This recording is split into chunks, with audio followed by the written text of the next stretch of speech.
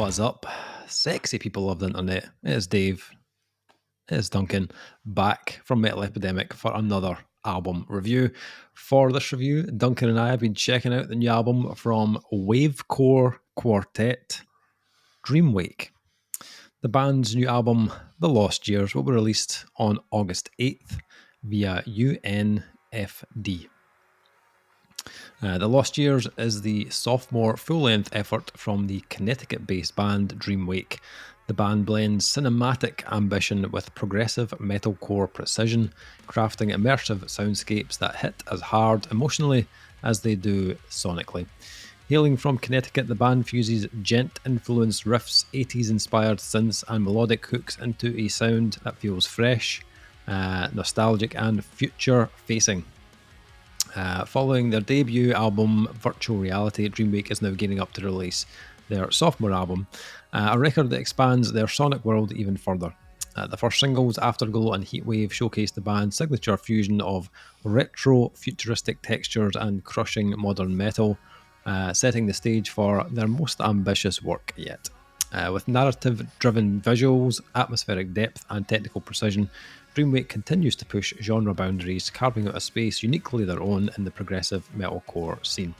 The album was engineered, mixed and mastered by Steve Perino, with saxophone written and recorded by Jesse Malloy. So, a wee bit of Wavecore. Yeah, Wavecore, that genre that... Let's just add that to the growing list Oh of my god, you know, it genres. is literally getting to the stage now that if we were to red web this out, we'd be at a string. You know, there'd be no red, Yes, we there'd be no string. We'd just be using permanent red Sharpie. We'll just pretend it's string. Whatever we're drawn to here cannot move, because we can't move the string, right? So, it's permanently there. And we're not changing the colour of the string, Duncan. We are not. No, that's just confusing. That's just ridiculous. Although I suppose we could dye, we could get red dye and just dye some ordinary colours. But that sounds like effort. That sounds like You know, a lot you of mean work. you? Yeah. Absolutely no effort. No. Not even read the press statement, because I never read the press statement. So That's why I'm here, Duncan. I had not entered into the world of Wavecore before this album. However, I would say, like up front, we are both Synthwave fans, and yep, I'd go as far as to say that we got into that genre pretty early on. We got into it early on when it was just before it went huge again. But we are both children of the 80s. Yeah. So where Synthwave basically takes its influence from. I've heard other bands kind of blend metal with kind of synthwave and electronica and stuff. Like Dance with the Dead did a bit of it, you know. Cell Dweller and Reckless Love and stuff like that. Even Dayseeker a little bit. But there was also, what was that? There was like an 80s kind of metalcore band we reviewed like a while back. I'm literally checking out just now. They had what was it? What are they called again? Because both albums were great. It is One Morning Left. One Morning Left, that's right. But if you've not checked them out, not that they're the European twist on this, if you know what I mean. Very Europop, but 80s synthwave and all those shenanigans. That like both their albums are excellent. So well, both the albums we've had in since we've been reviewing. I dare say they've probably got 50 more, but it's the time, man. But still, like, I wouldn't say that this particular hybrid is like overly common at the moment. So I was still like keen to hear what DREAMWAKE kind of had to offer. I had never really kind of listened to the band before, and like after listening to this album, I would say this might be one of the best kind of fusions of these styles that I've heard. This is slick. Like this is the blend they've pulled up on like they've pulled together on this album is kind of sexual, to be honest. Like, now, do you know why? Do you know why you have that feeling? Like what are they doing that other bands aren't doing? Well, I have a theory on this. All right, okay. Right. So my theory is that predominantly the songs feel like they've been written as synthwave songs first. Yeah. and then the guitar's written over the top, which is the way you approach that. Because if you write guitars and then you're like that to a synth player, do some loops and stuff underneath it, they go and that's something I was going to come on to, was the fact that a lot of the melodies vocally do kind of pull from the synth parts and the synthwave elements of this band. But what I really thought was cool was that this is a band that are not like doing like, oh, so here's the metalcore stuff and now here's a wee bit of synthwave. You know, these guys are melding them both together at the same time, and just for me, like, giving off like the biggest of vibes on this album. Like, this is a pure vibe album for me. I don't think there's any section here, out with maybe the occasional breakdown, where there is not synths all over the track. In one way, shape or form. It's like it occupies pretty much the entirety of the space. Not like as in with volume, as in fill in the background. It's all in the background all the way right through it. So. But as you mentioned, breakdowns in it, they don't sacrifice the heavy parts either on this. No. There are plenty of huge moments where the breakdown cometh, and there's a couple of occasions where like it kind of like almost kind of like verges onto deathcore, like, and not too much. It's not like wow right in your face, but in a similar way to like a band like Animate. They just raise the heaviness level ever so slightly on occasion to really like drive a riff home. But like as cool as the kind of metalcore stuff is, the progressive elements are really fucking good on this. Really well done. They remind me quite a bit of intervals. They have that kind of level of like intricacy and kind of dexterity in the guitar work. It's not, you don't listen to it and go, this is like kind of paint by numbers, you know. It's like you can predict what's going to happen. It's some really nice twists to this. The change-ups are really clever. And like I said it earlier, obviously, but I can't emphasize enough how smooth this is. I mean, there's like you open with sax on a song, and then you just you're setting the stage. That's a bold statement of intent where you're like, oh, we're going to include some sexy alto sax right here, just to tease your nipples with a feather. Like from there, it's like, you know, there's a bit of it as well that comes down. You forget the 80s are defined by like production, like just cheesy and cliche as it is now, but like a lot of that easy listening stuff that people fucking loved came from the 80s, you know, where it kind of perfected that smooth. Like you go back and listen to it now, a lot of those productions stand up. Like I'm looking at you, Phil Collins. You look at a lot of Phil Collins' 80s work. The production on it is designed in such a way it is like as clean as you can get without modern day technology going around and fucking with things. And it's just allowing instruments to sound like they should sound, and making sure everything sounds bright. Like the color palette, let's put it this way, the color palette from the album artwork is the color palette of the album. Like, you know what I mean? Oh yeah. It's all warms, pinks and oranges, and you know, there's a luscious hue over it. And it's perfectly placed, and it does. But it's hard not to, since notwithstanding, it's hard not to listen to this, even with guitar solos, and think, oh yeah, this just takes me right back. So yeah. I mean, like once my head started to nod on this album, like it did not stop for the whole album. Like it's just such a groove, like from start to end. And I think adding to that feel and really elevating all the different kind of highlights on this are the synthwave parts. I think they just sound dreamy, sound really lush, very retro and like deeply 80s sounding. But as I kind of mentioned earlier, that they also smartly set up a lot of the vocal melodies on this album. The chords and the kind of progressions they use deliver it in a way that just kind of hooks you in. And Bobby, the vocalist, he has a tone that just kind of like melts all over this. He's not unlike Mike Semeski from Intervals. He's got a bit of that in his voice. Has a slightly more kind of like dreamy character, and that kind of like Tyler Lyle of The Midnight, or like Ollie from FM84. Even a little bit of like Michael McGough from Heart of Gold, or previously being As an Ocean, Elijah. Somewhere in that kind of ballpark, style wise, and it just elevates this album even more. His tone and choice of melody is so good on this. Like But I mean, it's not the only vocal style on the album. There are tracks, where they bring in a bit of balance and they're adding some more kind of gruff, kind of shoutier tones that just, add a little bit of an extra layer of weight to those chunkier breakdowns and the kind of heavy chugs on the album. Obviously, the other thing this album has that was kind of my first note when I started listening to the album was sax. That was the first thing I wrote down when I was like listening to the album by Jesse Malloy. Oh man, just like give me that Saxcore, Duncan, in my ears.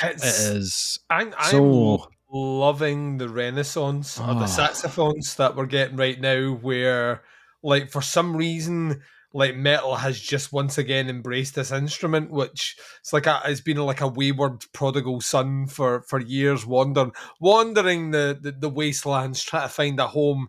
It's like jazz isn't as popular, funk's not like it used to be. Where do I go as a talented young saxophonist? And metal is like that. We accept you back into our fold. Yeah. Some of the most exciting things we've listened to this year, saxophone has been present. Yeah. And has elevated, and that's exactly how it's utilized here as a pure elevation.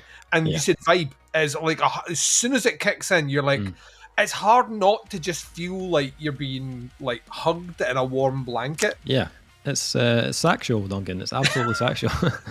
And honestly, when I was listening to this, all I could think of was, why are these guys not touring with Bill Murray? Like, why not? Like, interestingly enough, my Apple Genius, other devices are available out there. My Apple Genius, as a follow-up, directly when this album finished on the first spin through, went right to Bill Murray. It knows. Yeah, it would be the ultimate sexual experience, Duncan. It would just be. Only if in the middle there was a dueling sax solo. Absolutely. Jesse does like an incredible job on this. Yeah. That's the sax just adds another like level of depth and mood to the album. It's almost like another kind of melodic voice at times. 100%. The way it kind of like emotionally kind of charges some of the tracks, and it complements all these other instruments like perfectly on it. It never feels out of place or like overpowering in any way. It's just so well placed, executed perfectly on the album. I found this album was like a kind of, I could listen to at any time of the day. Like this was like an anytime listen. But the sweet spot for me was in the car, nighttime driving. Yeah. Oh man, this is an absolute jam when it's dark and you're driving around like a pure pervert at night. You know what I mean? It's like this is you added that in there. I'm going to say, as a functional, responsible adult going to pick up like last minute groceries, that's what I would have said. But you want to go pervert? Let's go with that. That's fine. Apples and oranges. Other pervert providers are available. There's something different in the atmosphere when you're listening to this music at that time, and this album was just perfectly suited to it. I thought it was absolutely awesome. This is good if you're looking for something chilled, but with a wee bit of the chug. Then also delivers not that kind of chug. Also delivers if you're also looking for something with big riffs that has a lot of kind of hook laden melody, also works. It's a sexual Tyrannosaurus, Duncan. Production is also lush. Like it's got a really killer kind of bottom end, but lovely clarity in the guitars to really deliver those big kind of riffier moments. But also the balance with the synth is incredible on this. Like really, like to the point where if I did not know better, I would say that the producer of this album was maybe a multi-instrumentalist and dabbled in that way, because it just feels like he knows exactly the placement of everything, and it's spot on. Nothing overshadows anything here. He's really kind of caught that right nice feeling of like ambience and atmosphere on the album. It's really spacious, lets all those big melodies out and those kind of 80s synth tones just kind of ring out. Even when you're listening to like a track like Memories, which is like the 4-track in there, which like the first verse is predominantly bass driven, and the bass production is just fucking Like just really, really, really nice and thick. And, you know, once again, they switch between the dynamics of guitars coming in over the top of that without it feeling like a shock, like feeling like everything's going in the red. Is that attention? Well, like, and there's synths in the background, all this is happening, and fucking saxophone everywhere and people singing. And it's all the way through it is just pristine. Very, very, very impressed. Like super impressed. My only small criticism, and I don't know if I'm on my own here with this one, I'm not entirely sure, but I have a I have a feeling that's where I was coming in. Okay, right, okay, we're on the same page here. I feel that it's maybe slightly too long. And don't get me wrong, like there's no bad songs on this. Like if you ask me like which songs would you cut, I'd be like, oh, I don't know. But I do think as the album got to like White Noise and Oasis, I think track 9 and 10, it almost felt like a kind of natural place to wrap things up. I'm not too sure another 2 tracks were needed. However, Heatwave is a sexy as fuck closer. So like Heatwave is like a behemoth of a closer. Is the perfect closer. But yeah, there's a couple of. It's like when you watch a movie and you're like, and that's it. Oh no, there's another bit. You're just like, oh, the bad guy's dead. All right, epilogue? Question mark. Yeah. It's like these fucking Marvel movies with their shit, their codas at the end and stuff like that. Like I'm at the point where I just leave when the credits come up. I'm out. Like I'm leaving staying for I'll that read shit about it on the internet. Yeah, I don't care. I feel that was my only small gripe. Was it just felt it's like 57 minutes. It does feel it falls into that. It's I've said this before. Like metalcore and deathcore should not be any longer than 45 minutes. As a standing rule, I think a band can give away all their secrets, all their techniques, and all that delivery in 45 minutes. And anything beyond that, you risk not diminishing returns, but you risk repetitiveness setting in. Yeah. And I I'll get to it, but that's how I felt when I got to the end. Even the first listen, even though I was sitting there going, "Oh, sounds like it's just like fucking air keytarring and shit like that." And on the first listen, I did get. There was a point where I was looking down, going, "Another 3 songs," Yeah. So what about the rest? What was your general overall feelings about this? It's fucking great, right? Like you mentioned a bunch of bands here. The one that sprung mind to me was Raunchy from Denmark. Yeah. So Raunchy were a bit rough around the edges, for sure. But they did this. What were they called? They were death pop or something, I think was the name of their genre. Right. But it was all like 80s synths, big, huge, like hooky choruses, and your kind of standard metalcore sections. And Raunchy are coming back. I think Death Pop Romance was the name of that album.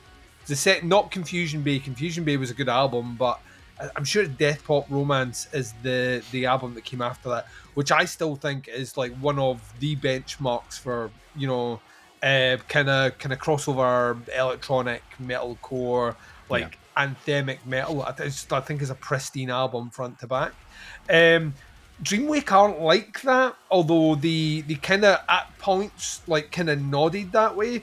What DREAMWAKE have as like a foot up over pretty much any other band that does this sort of thing is what I mentioned at the start. Is I think fundamentally at its core, the synths are the integral part of the band, which is not generally how this music is approached. Generally, it's the other way around. And I might be wrong about this. And if that is the case, I'm even more impressed with our synth player. Generally, how bands write music is someone comes up with a riff or a hook or something, and then the synth is almost it's like the vocalist. You don't really need to do anything until everyone's happy. Like, you know, the bass player knows what he's doing, guitarist has a structure, drummer knows what he's doing. Right, let's get some vocals in, and the synth player can come in and do what he does over the top. This to me felt like that was an integral part of the songwriting, and as a result of that, it's not even loops. It's like it's actual written structural bits of synth. Underpin almost everything done here, and you kind of accurately pointed out that vocally this is why it's so interesting to me, because sometimes the vocalist will lean right in on what the lead guitar's doing, and then other times he switches it to what the synth is doing. And as a result, it's really invigorating and fresh. You're getting kind of alternative melodies almost written over the same bits of music because you're just choosing to pick a different lead, which is really, really, really, really cool. So that was the first thing that stood out to me, was that obviously we mentioned the saxophone is recorded so well on this. It just it's impeccable. Like, I kept thinking about how amazing would the Lost Boys have been if like they'd been on the beach and DREAMWAKE had been on the stage. As much as I love the big guy, I still believe. As much as I love him, a wee bit of DREAMWAKE on the stage would have went down well as well. So yeah, like the instrumentation was the first big thing to me. My fear was going to be that those kind of djenty guitars were going to be a bit stock because everything else was of high level, and they're not. Yeah. They're surprisingly technical, really inventive, really playful, especially around the rhythms. And the way they incorporate them. The lead work is, once again, is 80s-tastic. It's written that way, so it's not written like modern like lead work. It's kind of almost like Keira Knight sort of A&R lead work. It's really, really, really, really, really well done. And then you touched on it vocally. I love his tone. It's a huge range he's got, and he really explores it. The gruffer vocals are a bit stock, but to be honest with you, that's fine. They're not leading any one song here. They're added the same way a distortion pedal adds an effect to, bring out a guitar snarl. The heavier vocals are done that way, the same way that bands like Aramanthe, for example, have the heavier vocal isn't really anything other than just to make it remember we're a metal band, we drink beer. It's literally is that sort of thing, where the rest of the band are like not that way inclined. That's not to say that they don't drink beer. It's just they're happier to explore those more melodic moments. I actually found the majority of the runtime of this album managed to completely keep me locked in. The track VHS Dreams, which lands at the midpoint mark, which is still a 2-minute track, is essentially a soundtrack dreamscape. It could open fucking Stranger Things if it wanted to. It was really clever putting that there because it's at the halfway mark of the album, but it breaks up without losing. It doesn't start throwing in samples and all that weird stuff. It tonally fits perfectly. The back half of the album on its own, standalone, is as strong as the front half of the album. It's like you said, I just think that 56 minutes is maybe a bit long for this music overall. You could not get me to pick a song to remove though, which is the hard bit. Like you, I found that I enjoyed it better listening at dusk. My back garden is covered in neon lights, and I will regularly sit out the back at like 10 o'clock, 11 o'clock at night, where the sun is still kind of in the sky because it's Scotland, and we're higher up the hemisphere, and this is summertime. But with the good headphones and sit on the back step and kind of just look over the horizon, and this music is designed for that. It like just works hand in hand, and not driving like a pervert, whatever that means. It's like you try to upskirt the car in front of you. I don't know what that means. But yeah, like I found in general this album was very well put together, just incredibly smooth, really, really, really, really, really well written, and everyone just delivered like on such a high level. The length is just maybe a little bit too long. I think you're right. I think it's probably 2 songs too long overall.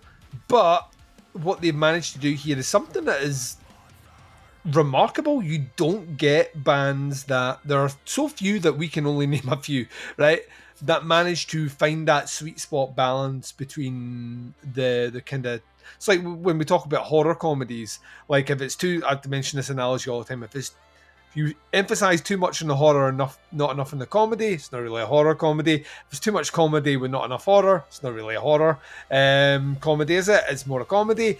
It's the same here. Like, if it's too much synth and not enough guitar, it's really just a synthwave album. We've got plenty of bands that do that. It may as well be Carpenter Brute. On the flip side of that, if it's like all the metalcore stuff and there's only patches of synths, just a metalcore album with some loops over it, they've managed to find a balance in between in a way which just feels really satisfying. To think that we almost never reviewed this album because this was the emergency, we'll slot this one in because the other album we were expecting to get in didn't come in, but then subsequently came in, would have meant that I wouldn't have heard this for God knows how long. And I know for a fact that I will be listening to a lot of this year because it's just great. It's very easy to listen to, really challenging, and a remarkable achievement from the band. So yeah, DreamWaker now are very much on my radar, and I'm very much looking. Did you check out the previous album? I haven't actually. Not had a chance to listen to that yet. I think we need to go and do that.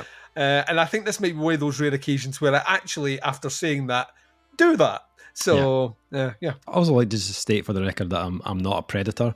I just imagine that people out driving that late at night are probably perverts or paedophiles. Not myself. I'm just going to say that disclaimer might not make the final edit. Okay, final thing. Ratings for the new DreamWake album. Yeah, I love this. I thought it was great. Like, this is, as I mentioned, this is a vibe. I could listen to this any time of the day. It does work great at night, though. But, regardless if you're in a car or not, it works great at night. You keep coming back to it. Just stop talking about the car. It's good to listen to at night. At night, full stop. My only issue is I do feel it is a touch too long. And some people might think that's a great thing. They're getting more of what they love. That's fine. That's fair enough. But as an album listener myself, I did find there was a point where I was like, okay, it feels like this should be the time that we should be wrapping this up. So it was maybe slightly too long just for me. For that reason, I'm going to give it a 4.5. Still thoroughly enjoyed it, and I'll come back to this a lot because it's just a really good album to listen to. But I think it's great. Like, I absolutely love this album. 4.5 for me. What are you thinking? Yeah, 4.5 is bang on the money, and I'm going to double down with something you said earlier on. Get these guys out on tour with Bill Murray. Like to me, it is like the most obvious match ever. You're getting a huge variety of music, but there is so much crossover between the two bands. It would just work. So yeah, let's elevate these guys. Like, second album, we knew nothing about them. I know nothing about that record label either. So yeah, let's put a little bit of attention on one of the more fun listens I've had in the last couple of months doing this. So. And they're a great addition to that label. UNFD do predominantly have kind of heavily kind of metalcore bands, progressive metal bands. So they're something slightly different for the label, which is pretty cool. Stand out. Yeah. Awesome. August 8th, The Lost Years drops on UNFD. Check out the links to the pre-order. I'll put one of the singles in there so you can check out, have a listen, see what you make of it. I'm happy to hear your thoughts. That is a review. Thanks for checking out. We'll be back with another review very soon. But until then, take care. Speak to you soon. Bye, everyone.